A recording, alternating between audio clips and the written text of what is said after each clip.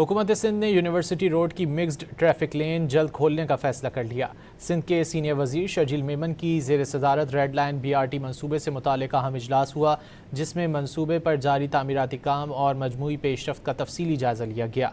इजलास में मनसूबे के मुख्तलिफ हिस्सों पर जारी तामीराती सरगर्मियों, दरपेश उमूर और उनके फौरी हल से मुतालिक तफसीली ब्रीफिंग दी गई।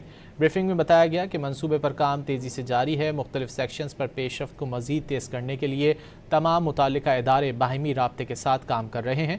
शर्जील मेमन ने कहा कि रेड लाइन BRT मनसूबा कराची के अवाम के लिए एक अहम और इनकलाबी सफरी मनसूबा है।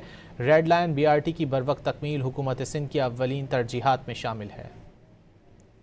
ब्रीफिंग में बताया गया कि मनसूबे पर काम तेज़ी से जारी है। मुख्तलिफ सेक्शंस पर पेशरफ्त को मज़ीद तेज़ करने के लिए तमाम मुताल्लिका इदारे बाहिमी राब्ते के साथ काम कर रहे हैं। शर्जील मेमन ने कहा कि रेड लाइन BRT मनसूबा कराची के अवाम के लिए एक अहम और इनकलाबी सफरी मनसूबा है।